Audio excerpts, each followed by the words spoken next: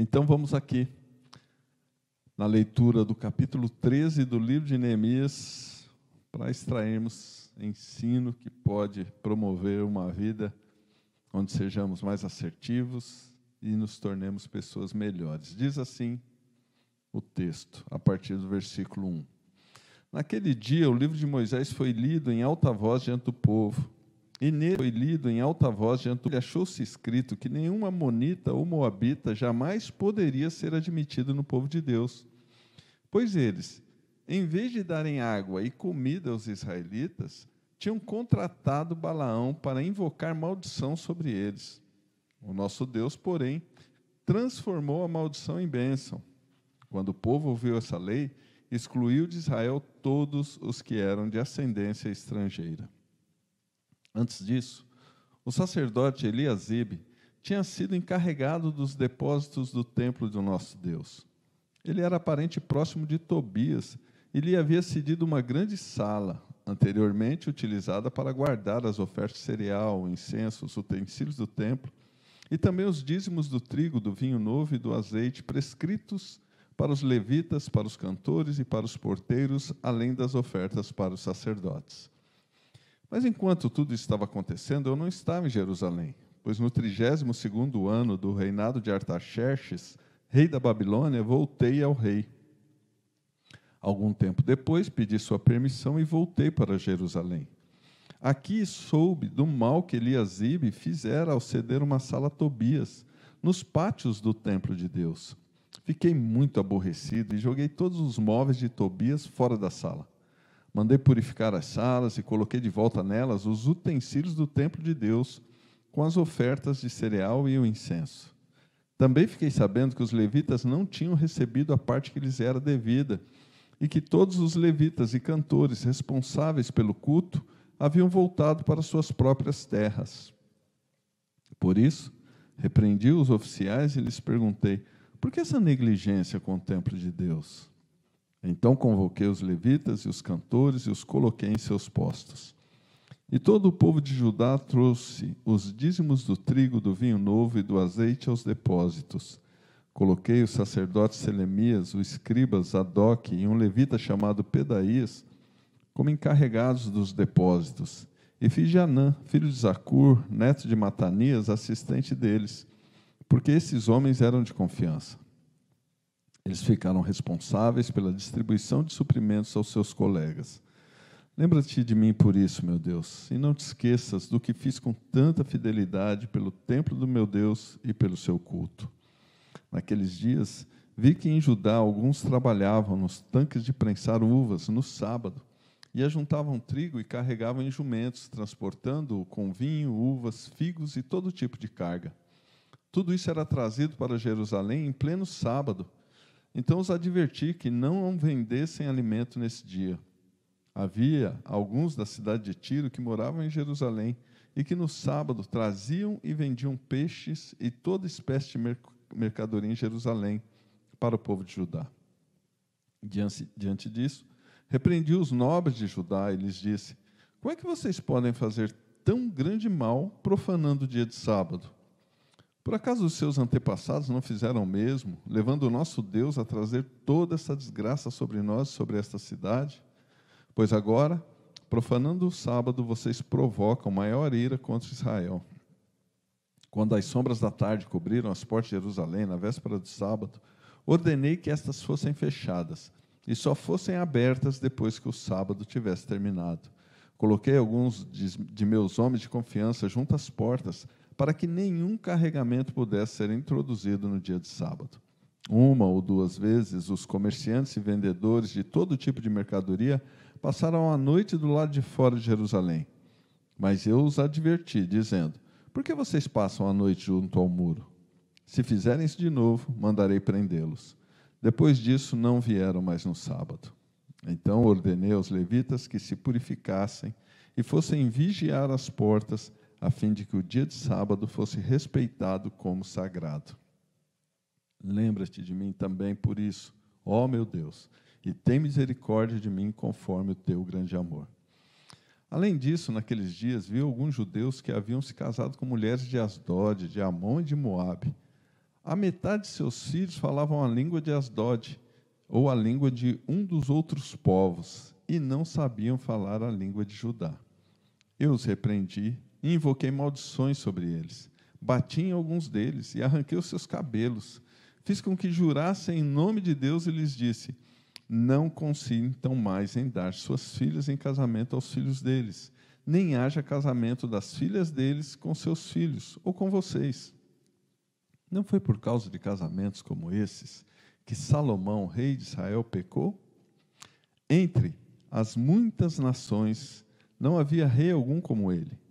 Ele era amado por seu Deus, e Deus o fez rei sobre todo Israel. Mas até mesmo ele foi induzido ao pecado por mulheres estrangeiras. Como podemos tolerar o que ouvimos? Como podem vocês cometer essa terrível maldade e serem fiéis ao nosso Deus, casando-se com mulheres estrangeiras? Um dos filhos de Joiada, filho do sumo sacerdote Eliasibe, era genro de Sambalate, o horonita. Eu o expulsei para longe de mim. Não te esqueças deles, ó meu Deus, pois profanaram o ofício sacerdotal e a aliança do sacerdócio e dos levitas. Dessa forma, purifiquei os sacerdotes e os levitas de tudo o que era estrangeiro, e lhes designei responsabilidades, cada um em seu próprio cargo. Também estabeleci regras para as provisões de lenha, determinando as datas certas para serem trazidas e para os primeiros frutos. Em tua bondade, lembra-te de mim, ó Deus. Até aí, vamos orar? Pai de amor, dá-nos graça, sabedoria e compreensão clara daquilo que queres transmitir aos nossos corações, dando a cada um de nós a capacidade de praticar aquilo que temos aprendido. No nome do Senhor Jesus. Amém. Então, queridos, nós chegamos aqui no capítulo 13 e praticamente tomamos um susto, não é?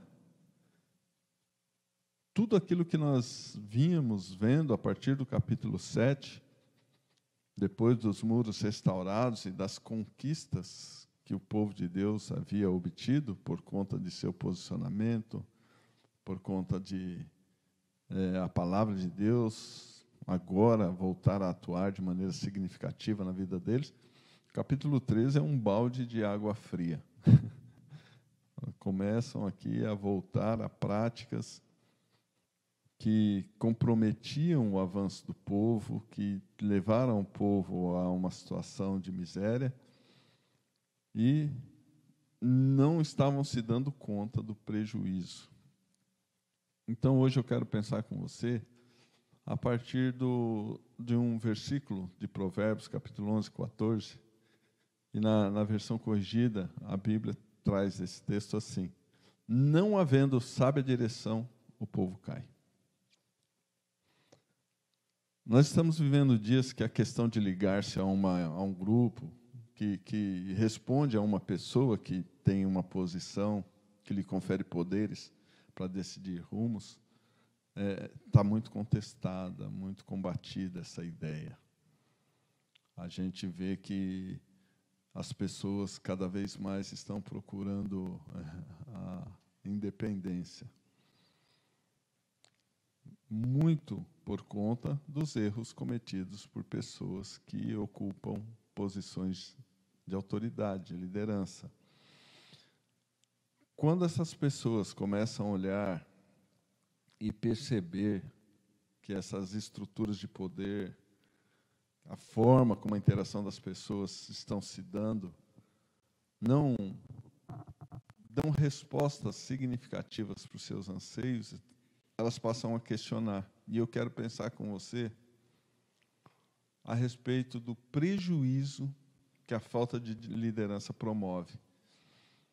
Eu não vou falar aqui das habilidades esperadas de um líder segundo o coração de Deus, mas eu quero falar da importância para a sociedade, seja no âmbito familiar, religioso, não governamental, mesmo no âmbito profissional, da figura do líder. A gente brinca, né, que não é porque o nenê está sujo e você deu banho nele na água, você não vai jogar a água fora com o nenê junto, porque ele é o o agente promotor da sujeira na água, não é? E, por vezes, a gente contesta alguns modelos e sistemas que não estão funcionando e parece que a melhor solução é acabar com tudo. Existe um grupo hoje de pessoas, e pessoas inteligentes, pessoas corretas, pessoas que têm o interesse em ver o avanço do reino de Deus, mas que, por conta de frustrações com o modelo de liderança que errou com eles, acabam acreditando que tudo que diz respeito a estar ligado a um grupo assim não é bíblico, não tem nenhuma possibilidade de sucesso, e começam a questionar essa ligação. Eu sempre gosto de pensar no exemplo que o apóstolo Paulo deu do corpo como a igreja. E por mais que esse corpo seja dirigido pela cabeça, que é Cristo, nós não podemos menosprezar o fato que o corpo é composto de diversos aparelhos, não é, irmãos?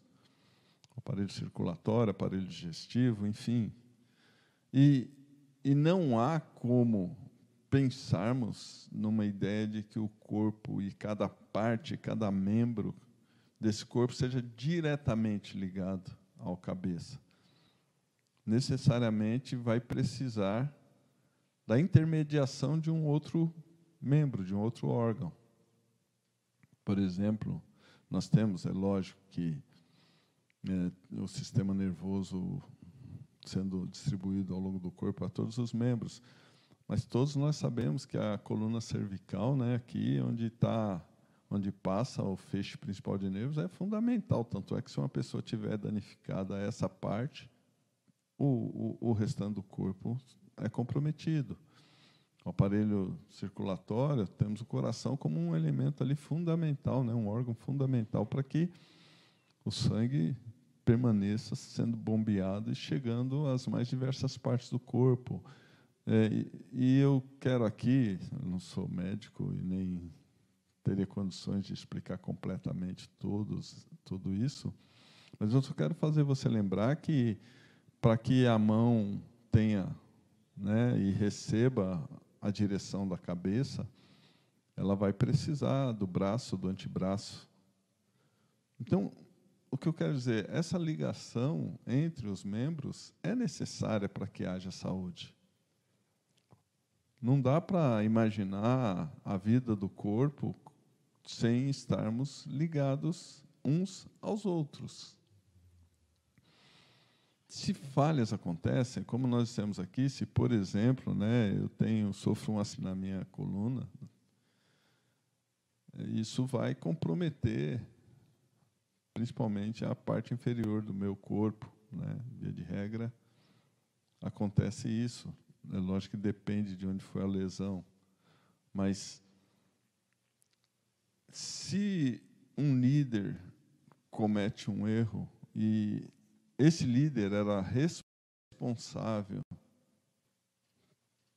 mensagem do cabeça chegasse aos outros membros e esse líder não age de maneira correta e há uma lesão, né? É lógico que os outros membros vão ser afligidos e vão sofrer consequências. Então, qual que é a solução? Destruir o corpo? Separar o corpo? Ou, como corpo, haver uma mobilização na tentativa de curar a lesão, de levar cura para aquele membro que não está cumprindo a sua função por conta de um acidente, né? E esse acidente aí pode ser um acidente de não se dedicar às escrituras e à oração como deveria, não ter um coração de acordo com o coração do Pai, enfim, as mais variadas possibilidades se levantam para que alguém não faça o que deveria fazer, da maneira que Deus espera que faça. Mas isso não pode pôr em xeque a relevância da unidade do corpo de Cristo. É bem verdade que, por conta da maioria de nós não termos tido uma referência saudável de liderança sobre as nossas vidas. Via de regra, a gente viveu com pais, professores, policiais, irmãos mais velhos, que exerciam uma liderança opressora, violenta, e na maioria das vezes por não terem recursos. E eu não estou falando aqui de recurso financeiro, é recurso de argumentação, recurso de exposição de visão, recurso de debater um tema sem impor a posição para obter a obediência. Nós fomos sendo e construindo uma história pessoal de não aceitar autoridade alguma sobre as nossas vidas, de certa forma, nos rebelarmos. Eu vou dizer aqui que é a tendência natural do ser humano, por conta de sentir-se oprimido, sem condições de exercer domínio sobre a própria vida ou dar direção à vida, e muitas vezes sem nem entender que não tem maturidade para isso.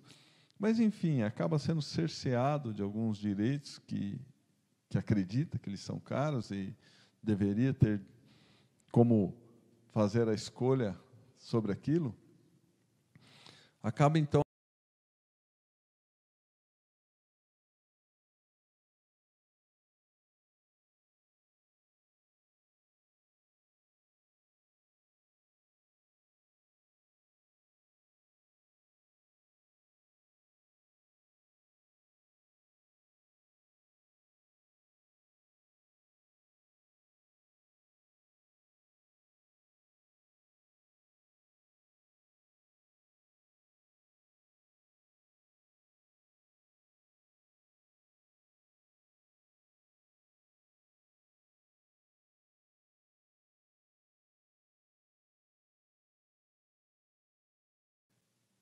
que no capítulo 3 de Neemias, quase todas as conquistas obtidas pelo povo se perderam. A gente vai ver aqui que rapidamente princípios e valores se deterioraram. Que alianças que antes eram inimagináveis foram estabelecidas. Que a alegria e o envolvimento do povo estava se esvaindo. A ausência da liderança de Neemias foi o problema, e podemos aprender com esse fato. A palavra de Deus aqui, Neemias diz que ele, como havia se comprometido com o rei Artaxerxes, de que voltaria, vocês lembram, quando nós lemos lá, né, capítulo 1 e 2, quando Deus coloca no coração dele esse desejo e essa missão de voltar para Jerusalém e ser um instrumento e um canal de restauração para aquele povo. Neemias havia se comprometido com o rei, que iria, faria aquilo que precisava ser feito e voltaria. E aqui ele está dizendo que exatamente nesse período em que ele esteve fora, e a palavra de Deus não nos dá aqui subsídio nenhum para a gente determinar quanto foi o tempo que ele ficou fora. Ele fala dos 12 anos que ele ficou em Jerusalém. Ele saiu de lá no 20º ano do rei Artaxerxes e agora voltou para lá no 32º ano do rei Artaxerxes. Então, 12 anos que ele permaneceu em Jerusalém, desenvolvendo todo esse trabalho que nós vimos aqui, de estruturação social, de estruturação política, de estruturação espiritual com o apoio de Esdras.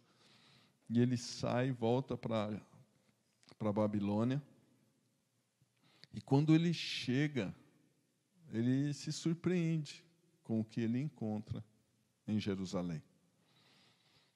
Então, a gente vai tirar algumas lições aqui, mas principalmente de que foi por não haver um líder que o povo começou a cair.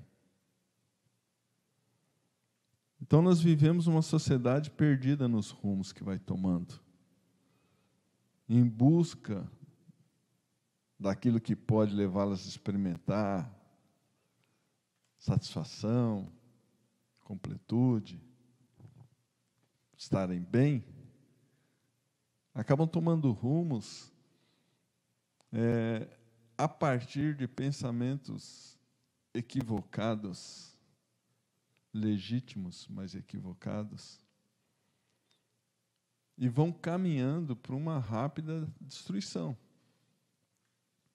A sociedade, hoje, de maneira geral, tem tomado rumos que, num primeiro momento, parecem tão bons, tão inteligentes, tão coerentes.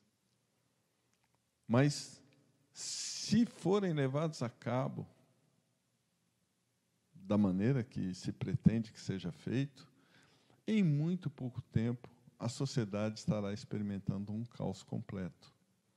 Nós já vemos, nos nossos dias, reflexos de decisões que foram tomadas há anos atrás, a partir de pensamentos que não estavam alinhados com os pensamentos de Deus para o bem-estar da família, que hoje já mostram seus efeitos.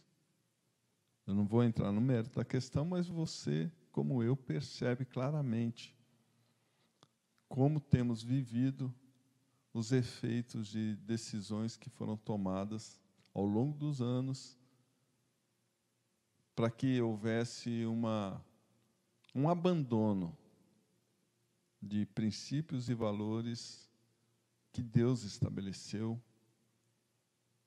por conta de uma justificativa de que são antiquados, moralistas, mas a gente percebe que são fundamentais para que a sociedade caminhe bem, para que o direito do outro seja respeitado, para que os meus deveres sejam cumpridos, para que o amor ao próximo seja uma realidade. Tudo isso tem muito a ver com os princípios e valores que Deus deixou como norma para conduzirmos nossa vida. Então, muitos pensam que a independência é a solução, mas a gente percebe que a interdependência, sim, é o que nós devemos perseguir. O líder é fundamental, porque sua principal função é gerar comprometimento. A função principal do líder não é só ficar mandando, dando ordem ou sendo o privilegiado, mas é essa capacidade dada por Deus de gerar comprometimento nas pessoas, para que, unidos, busquem o bem comum. Neemias, nós percebemos que atuou de uma maneira tão maravilhosa nesse aspecto. Ele conseguiu despertar todo o povo dos seus dias a um compromisso com a busca por com a busca por essa condição de oferecer ao povo bem-estar de maneira igualitária, ainda que as diferenças sejam preservadas, e sempre teremos. Jesus falou sobre isso, Deus fala sobre isso em Deuteronômio, que haveriam diferenças entre as pessoas no que diz respeito a recursos financeiros, mas todos com o mínimo necessário para desfrutarem de uma vida plena, alegre, abundante. O líder, então, queridos, vai sempre cumprir, ou pelo menos deveria sempre cumprir essa função. E é por isso que ele é fundamental para que as coisas vá bem, para que ele possa apontar uma direção e haja uma consciência coletiva de que, seguindo esse rumo, todos desfrutarão de dias melhores. Mas quando falta essa figura, as pessoas começam a ir cada um pelo caminho que lhe parece melhor. E, invariavelmente, isso não vai dar num fim bom. Quando, sob a batuta de Neemias, o povo se comprometeu, não com suas demandas pessoais, mas com o sucesso de um projeto maior que visava o bem da sociedade como um todo, a paz reinou, a solidariedade se estabeleceu, a alegria em contribuir tomou conta dos corações. Já isso já não era mais feito como um peso, como uma cobrança, ou sob o medo de ser amaldiçoado, mas numa expressão genuína de gratidão e louvor a Deus. Agora, a gente vai vendo aqui no capítulo 13 que tudo aquilo que havia sido construído começa a ruir. A gente percebe, e o capítulo 13 abre falando da leitura do livro da lei, onde Deus estabeleceu, por conta de um episódio ocorrido na saída do povo do Egito, onde os moabitas e amonitas, os descendentes de Ló, não ajudaram o povo de Deus, e por conta disso Deus disse que eles não seriam aceitos mais na congregação do Senhor. E o que acontece, irmãos? Eliasibe, o sacerdote, a palavra de Deus diz que ele cede uma sala para Tobias. Quem era Tobias? O amonita. Vocês lembram lá no início do nosso estudo, quando nós falamos sobre Sambalate, Tobias, Gesem? Sambalate, o horonita, Tobias, o amonita, Gesem, o árabe. Os povos que ali se ajuntaram na tentativa de impedir que o povo de Deus fosse abençoado, que a obra do Senhor se estabelecesse. Então, inimigos declarados que durante todo esse processo atuaram, né, numa tentativa de prejudicar a obra e o avanço do reino de Deus. Imagina, eu fico imaginando Neemias chegando em Jerusalém, indo para o templo, chega lá, encontra quem? Numa grande sala que antes era utilizada para guardar oferta de cereal, o incenso, o utensílio do templo. Então Eliasibe simplesmente tirou tudo o que dizia respeito à referência de Deus naquela sala e pôs um amonita lá. A gente aqui não está falando, tá, irmão, de questão racial, aqui é uma questão espiritual. Não leve para esse lado, porque se você fizer uma avaliação atual de uma condição histórica, talvez você vai chegar a uma conclusão equivocada, que Deus então não é esse Deus de amor, Deus então fazia acepção de pessoas. Nós estamos tratando aqui com algumas questões que são sombras do que vivemos nos nossos dias, como está relatado em Hebreus. A questão aqui é muito mais espiritual do que física. A questão aqui é de que Deus nos ensina que, se queremos ter sucesso em nossas vidas espirituais hoje, tudo aquilo que tentou prejudicar a nossa saída do Egito, tudo aquilo que interferiu e não nos ajudou no processo para alcançarmos a terra prometida, atravessarmos o deserto, como aqui diz que, inclusive, aqueles povos, ao invés de darem água e comida, serem um instrumento para que o povo saísse do Egito, pelo contrário, eles contrataram Balaão para amaldiçoar.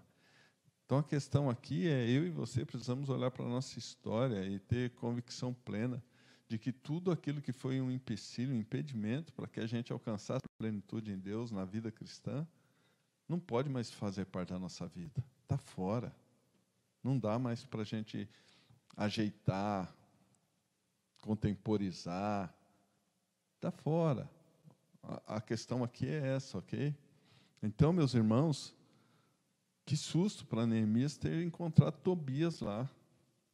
E ele é rápido, como sempre, um líder rápido, de atitude, que talvez nos nossos dias fosse até contestado também, né? Alguns falariam da sua atitude violenta com alguns, da sua atitude intempestiva, de não ser muito dado aqui, no caso, ao diálogo, né?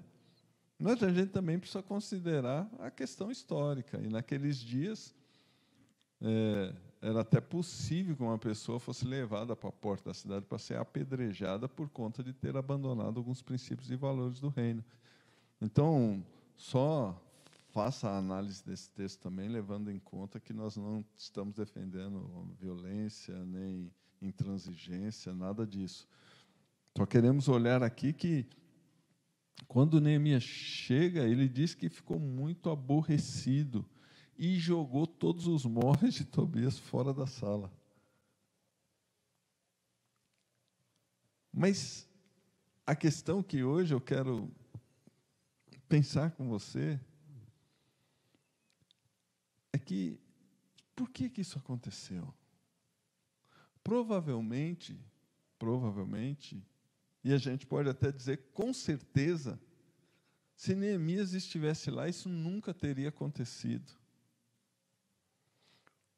E aí você pode me dizer, Giovanni, então você está querendo me dizer que o comprometimento de alguém com as coisas do reino nunca vai passar por uma decisão pessoal, que uma pessoa, de maneira isolada nesse aspecto, não vai dar conta de manter o padrão que Deus exige da sua vida, que ela está sujeita a oscilar, a vacilar, a pisar na bola?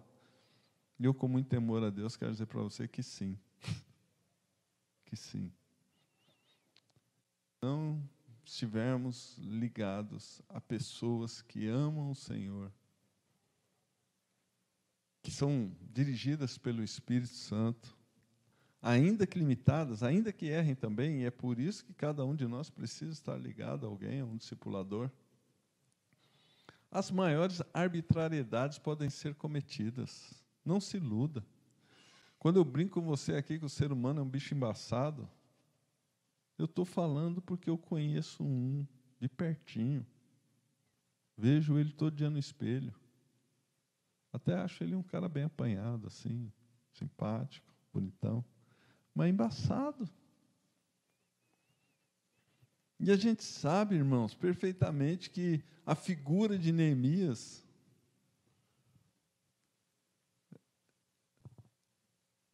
fazer com que o povo olhasse e visse Deus. Não sei se eu estou conseguindo transmitir, mas sabe aquela história assim, irmãos, quando a gente fala assim, quando o gato sai, os ratos fazem a festa?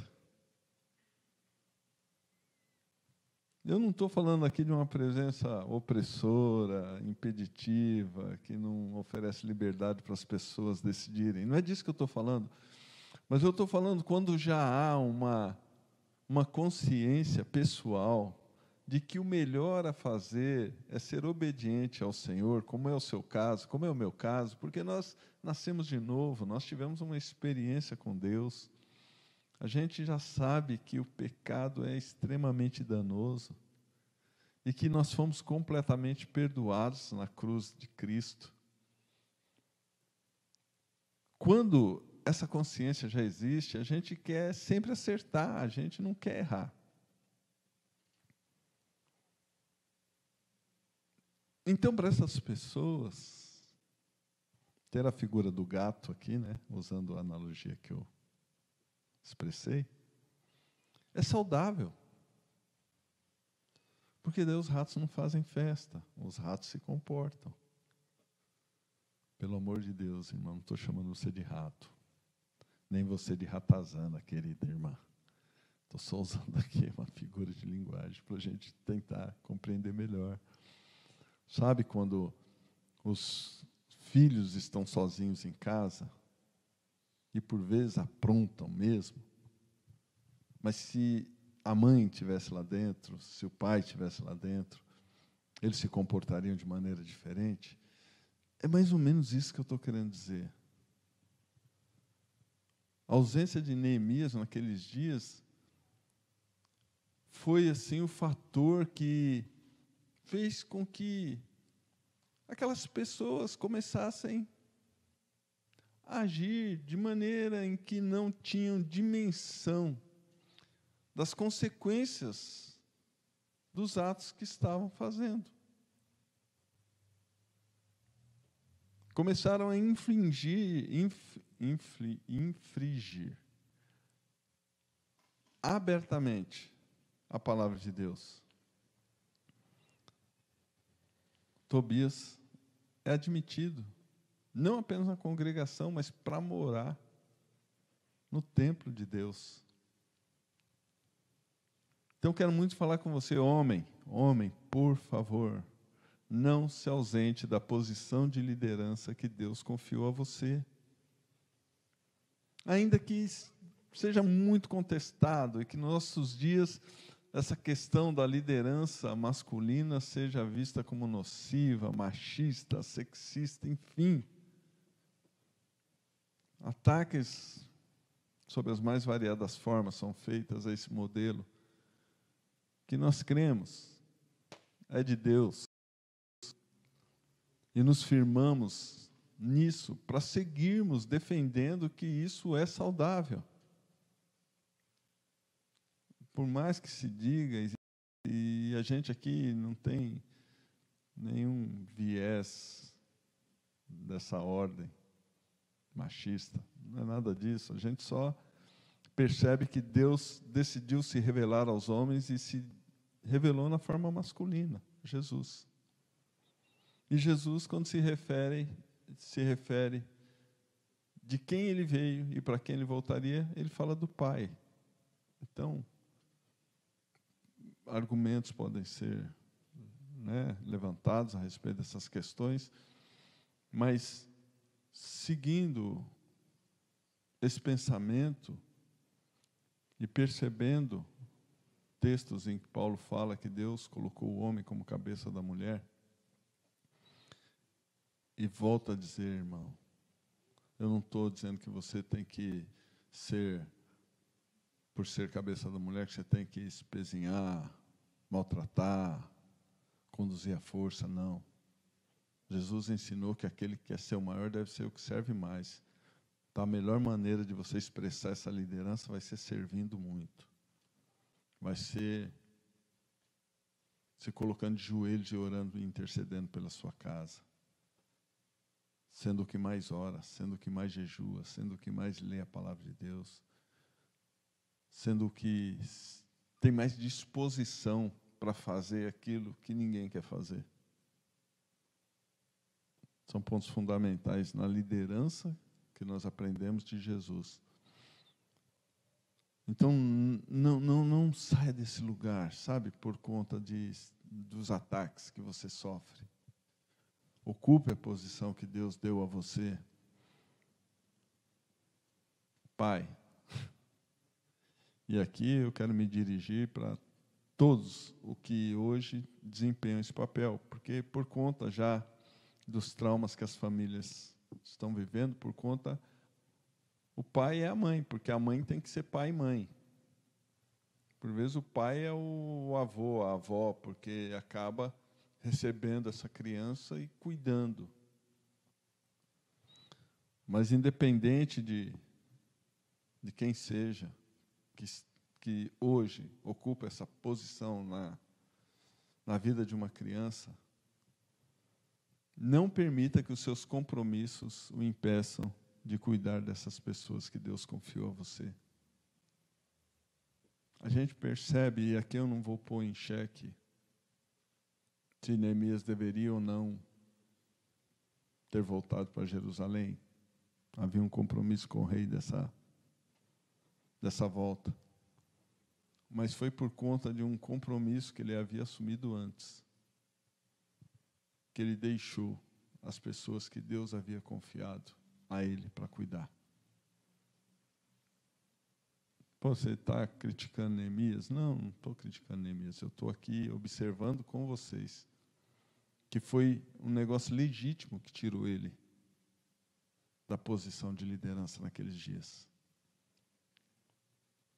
E por vezes, querido, pai, homem que me ouve, mulher que também tem posições e ocupa uma posição fundamental na estrutura familiar, na estrutura da sociedade, são os compromissos legítimos, é aquilo que é legítimo, que tira a gente da posição que Deus espera que nós ocupemos, para que tudo vá bem, para que haja um bom andamento, para que valores e princípios não se percam, não sejam abandonados, para que alianças espúrias não sejam estabelecidas.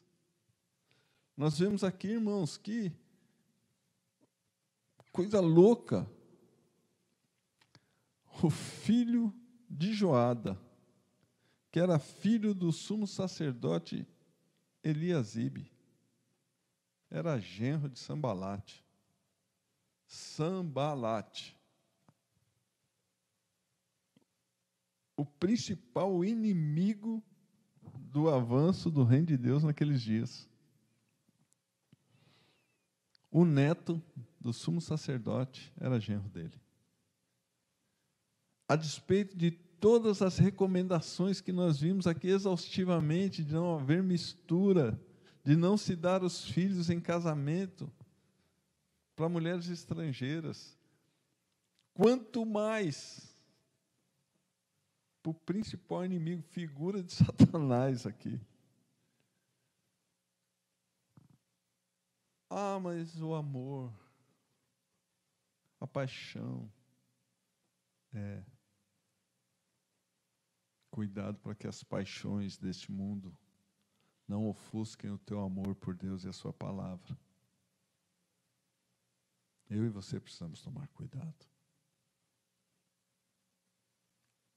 Amarás o Senhor teu Deus de todo o coração, de toda a alma, com todo o teu entendimento, de todas as tuas forças.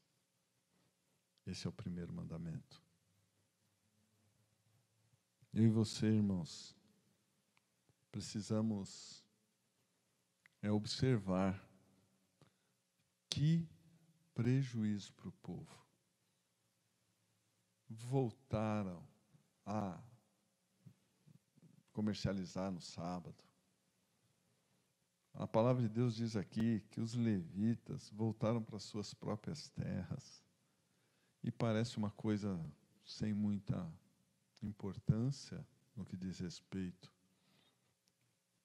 a eles terem terras, mas havia uma direção clara de Deus que os levitas não teriam terra. A porção deles era o Senhor. Então imagina, irmãos, a gente está vendo aqui gente que nasceu para que a porção dele fosse o Senhor, agora ele abandona de novo o Senhor para ir atrás de terra. Gente que espiritualmente remete àqueles que são tão apaixonados por Deus que entenderam quando Jesus fala para não acumular tesouro na terra, mas no céu. Percebem? A ladeira que esse povo começou a descer de novo. E o cuidado que eu e você precisamos ter, nós temos sim que buscar uma sábia liderança. Como nós lemos aqui o texto, como eu citei para você o texto de Provérbios 11:14, não havendo sábia direção, o povo cai. É necessário que eu e você estejamos ligados a uma liderança sábia. Não estou falando a uma liderança perfeita, não estou falando que nós temos que, ao primeiro erro de alguém que exerce essa posição de liderança sobre as nossas vidas, nós devemos desistir, sair, abandonar, não é disso que eu estou falando. Mas termos sim uma atitude, uma ação positiva, de ajuda, de construção de uma liderança que seja saudável. Isso começa em nós. Não abandonando, não largando, não saindo apenas para criticar, mas para ser um instrumento de mudança, de transformação no lugar onde Deus nos plantou. Então não esqueça, haverá comprometimento daqueles que você lidera na medida em que você compartilhar uma visão legítima de maneira clara, com objetivos comuns que vão nortear os comportamentos. Seja você esse instrumento nesses dias aí no seu lar, que seus filhos, sua esposa, ou na condição que encontra sua família hoje, talvez você já esteja vivendo só a mãe com os filhos, Ou talvez, por conta da circunstância, você já está num outro relacionamento. O que eu quero dizer é, hoje é dia de nos posicionarmos. Essas pessoas que vivem com você precisam saber para onde ir, qual caminho seguir. E não existe outro caminho. Jesus disse, eu sou o caminho, a verdade e a vida.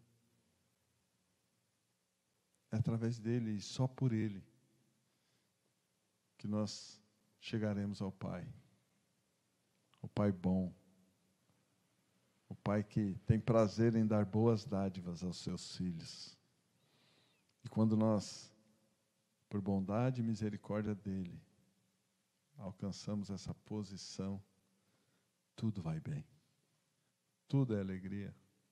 Mesmo que coisas que nos entristeçam por um breve momento aconteçam, o nosso coração vai estar sempre alegre, porque o Senhor é bom. Amém, meus queridos? Quero convidar você a repensar qual é a tua compreensão a respeito das lideranças que Deus tem colocado sobre a sua vida e de que forma você tem exercido a liderança que Deus confiou a você. Porque, em última análise, você é responsável por liderar a si mesmo. E quais os rumos que você tem dado para a sua vida? Eu amo você, você é precioso, e a gente vai aprendendo juntos para nos tornarmos cada dia melhores. Hoje melhor que ontem, amanhã melhor que hoje, para a glória de Deus.